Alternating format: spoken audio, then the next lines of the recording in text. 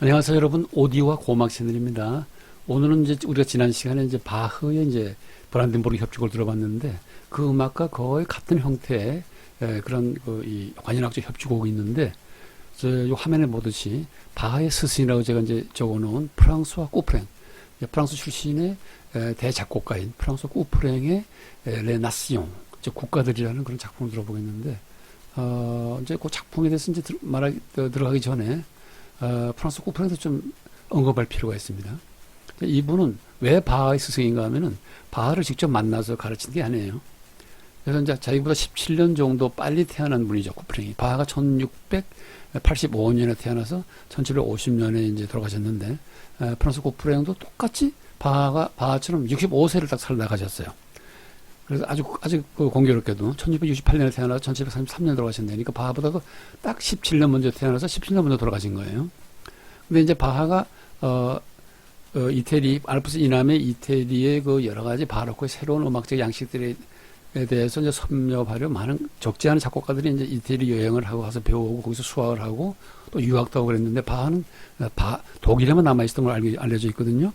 근데 어떻게 독일에만 있었던 그런 바하가 이탈리아에서 발전된 그 수많은 바로크 양식의 성가 양식이라든가 또 기악구 양식이라든가 뭐 이런 오페라 양식 이런 것들을 어떻게 다 섭렵할 수 있었는가 하는 건 사실 의문이거든요. 그래서 제가 이제 프랑스 이제 유학을 가서 이제 이 음악을 이제 자료를 찾아보니까 어떤 글을 이제 발견했는가 하면은 바하가 프랑스 꾸프랑이라는 분한테 자기 선배죠. 선배한테 계속 편지를 보내서 서신을 통해서 그런 새로운 양식의 음악 양식의 공부를 하게 된 거예요.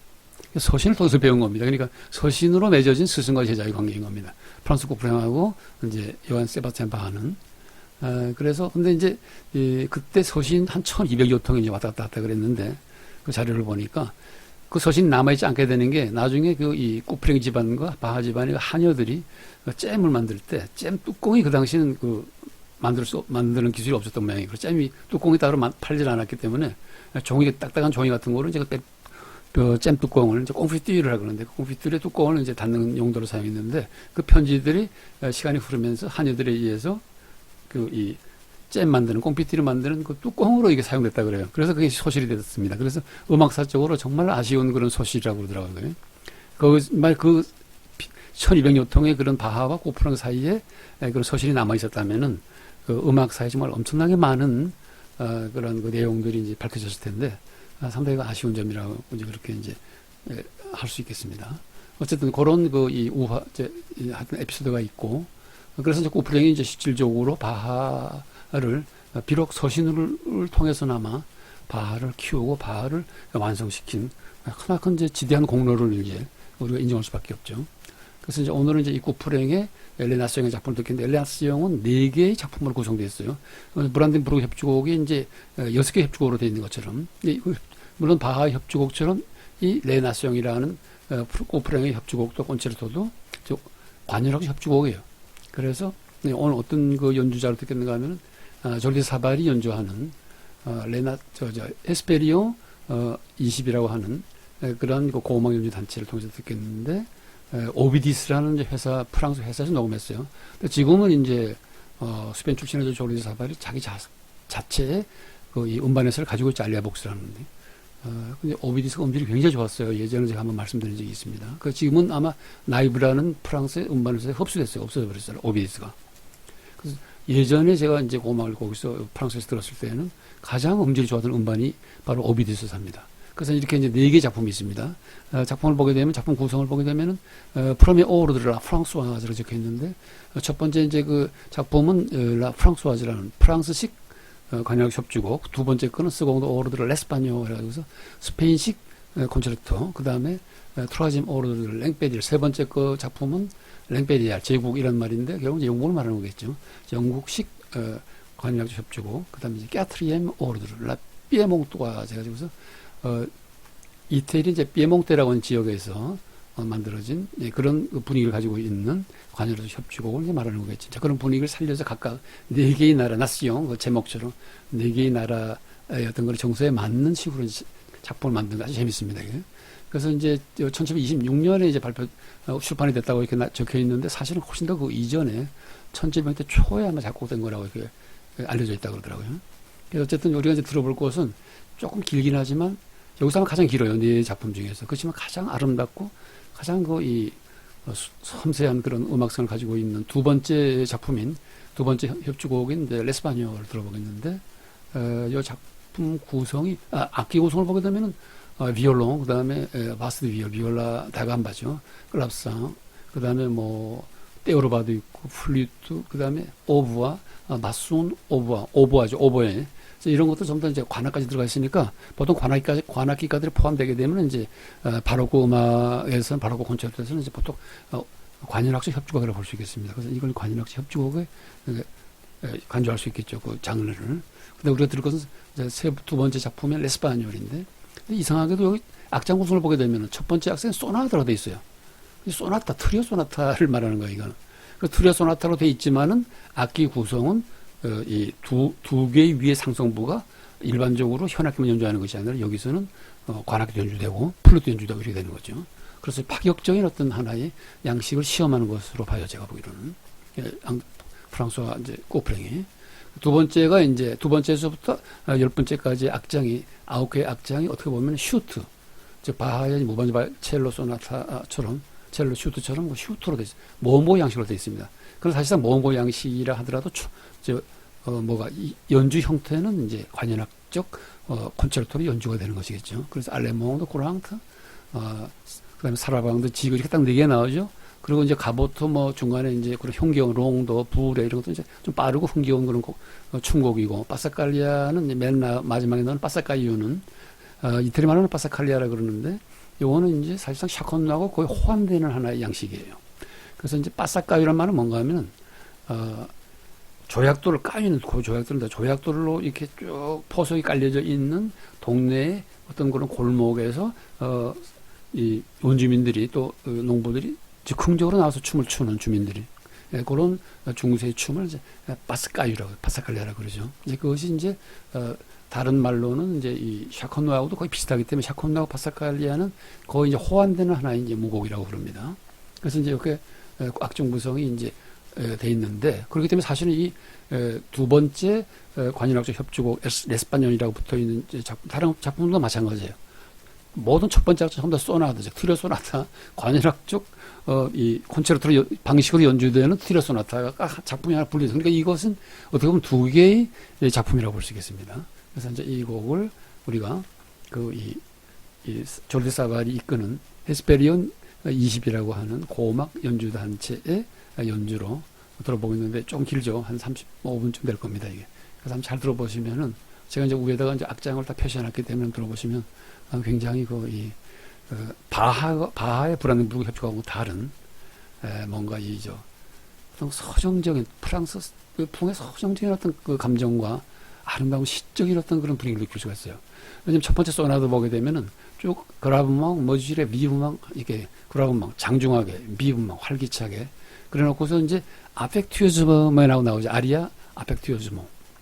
이게 바로 뭔가 우리가 예전에 들었던 바하의 1024, BWV 1024라든가 저번 시간에 들었던, 브란덴부르크 협주곡 5번에 1050에 나오는 그 2악장도 아펙투오스라고 적혀 있었죠. 그래서 이제 바하가 왜 아펙투오스라는 그런 악장 이름을 자주 썼냐 하는 것을 이제 수수께끼 풀렸어요. 우리는 이제 저번에 2회에 걸쳐서 첫 번째 1024, BW 1024를 들을 때는 바하가 아마, 이 어떤 애정의 어떤 정서가 좀 결핍되지 않았느냐 이렇게 생각을 했고, 또 두 번째 바하의 1050을 들었을 때는 바하의 정서가 애정 어린 정서가 좀 너무 넘치는 것이 아니냐 이렇게 생각을 했는데, 이제 보니까 이게 꼬프랑에서 배운 것 같아 보니까 아펙티오즈망을 자주 쓰거든요. 꼬프랑이 자기 악장 그 이름으로. 그래서 아마 꼬프랑한테 1200여통의 편지를 보내면서 배웠기 때문에 바하가 아마 꼬프랑 영향을 받아서 아펙티오즈, 즉 아펙투오스라고 하는 악장 이름을 자주 쓰지 않았나. 자, 이렇게 이제 결론을 제가 내겠습니다. 물론 제 내피셜입니다만은. 어쨌든 이 10개의 악장을 우리가 이 악장 위의 제목을 보고 차분히 들어보면서 각 악장마다의 특징을 한번 비교해보고 들었으면 좋겠습니다. 자, 그러면은 졸디 사발의 연주를 들어보겠습니다.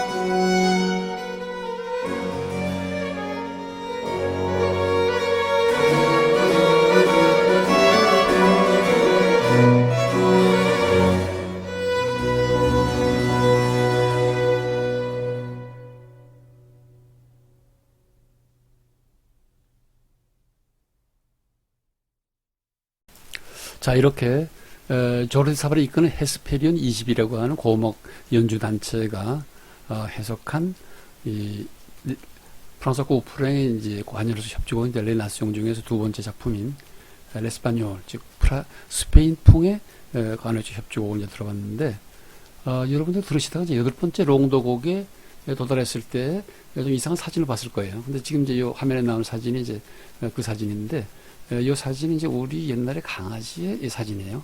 이름이 디도인데, 거기다 제가 어떻게 적었는가 하면, 아까 그 화면에, 르템드 디도, 그 롱도 악장을 제가 디도의 테마라고 적어놨습니다.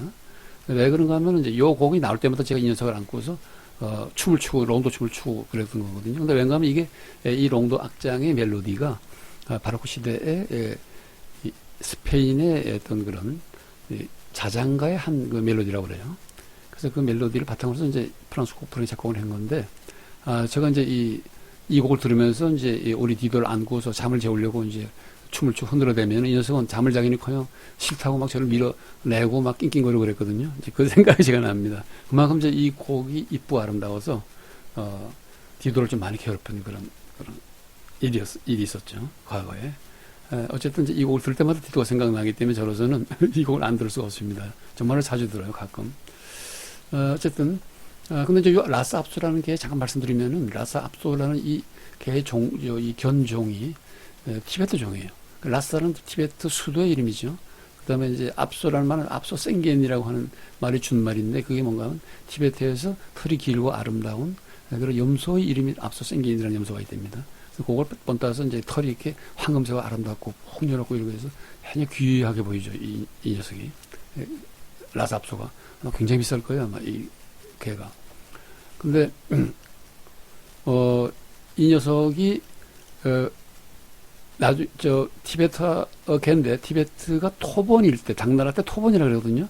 당나라하고 토본하고, 그 당시로 토본이 당나라를 이제 막 위협할 만큼 크기도 한 그런 국가에 있는데, 힘이 센 국가인데, 때로는 또 이제 당나라에 이제, 보다 조금 약해져가지고서 이제 곡물도 바치고, 조공도 바치고 그랬는데, 조공을 바칠 때 당나라에서 요구한 이 품목 중 하나가 이 개랍니다. 이 개 한 쌍을 꼭 번내라고 하는데, 라사 압소가 워낙 귀한 개이기 때문에 귀족하고 이제 왕족막 이르는, 그 다음에 이제 애군을 맡고 행운을 가져오는 개라고 알려져 있다고 그래요. 그래서, 이걸 보내라 그랬는데, 티베트에서 매년 조공을 보낼 때마다 꼭 순놈 한 놈만 보낸 거예요. 한 쌍을 보내라고 그랬는데, 이 당나라에서, 궁정에서는. 그래서 이제 매번 그렇게 독촉을 해도 하나만, 이제 순놈만 보내니까, 당나라 이 조정에서는 화는 나지만 그것부터 전쟁을 일으켜서 싸울 수는 없잖아요. 조공 품목 하나 때문에. 그래서 싸우지 못하고 할 수 없이 참다가 이제 라사 압소 순놈 번영 개하고 자기는 이제 삐끼누아즈라고 하는 입이 뭉툭하고 이제 하얀 개가 있어요. 이빨이 아주 나쁘고 못생겼어요. 그 개는. 두 개를 교배해서 만든 개가 시추예요. 시추란 말은 사자라는 개죠. 그러니까 시추도 어떻게 보면 이제 궁정에서 기르던 이제 고급견이죠. 근데 이제 라사 압소에 비하면 이제 좀 떨어지지 않아요. 그러니까 북의 라사 압소의 아름다운 털을 이제 이어받아가지고서 이제 황금털이 있다 그래서 이제 그게 사자, 개라 그래서 이제 시추라고 이름이 붙였다 그래요. 그렇지만 이제 라사 압소는 훨씬 더 이제 시추보다 훨씬 더 이제 이쁘고, 시추는 이제 이빨도 나쁘고, 여러 가지로 이제 어떤 유전병이 많다 그러더라고요. 그래서 이제 거기에 비하면 이제 이 라사 압소라는 개는 정말로 튼튼하고 티베트처럼 강해요. 이게 강인하고 튼튼하고, 그 다음에 굉장히 성격도 굉장히 강직합니다. 이 녀석이. 우리나라 진돗개 못지않고 강직해요. 어쨌든 이 곡을 들으면서 이제 우리 세상을 이제 이미 떠난 우리 디도, 우리 강아지 디도가 생각이 나서 이제 이 그림 한번 올려봤습니다. 어쨌든 여러분들과 이 귀한 위대한 바하의 위대한 스승인 위대한 프랑스 오프레형이 작곡한 콘체르토 그로소, 콘체르토 오케스트라 관현악적 바로크 협주곡을 여러분들과 함께 같이 들어서 너무나 기쁘게 생각합니다. 자, 그러면 오늘은 여기서 마치겠습니다.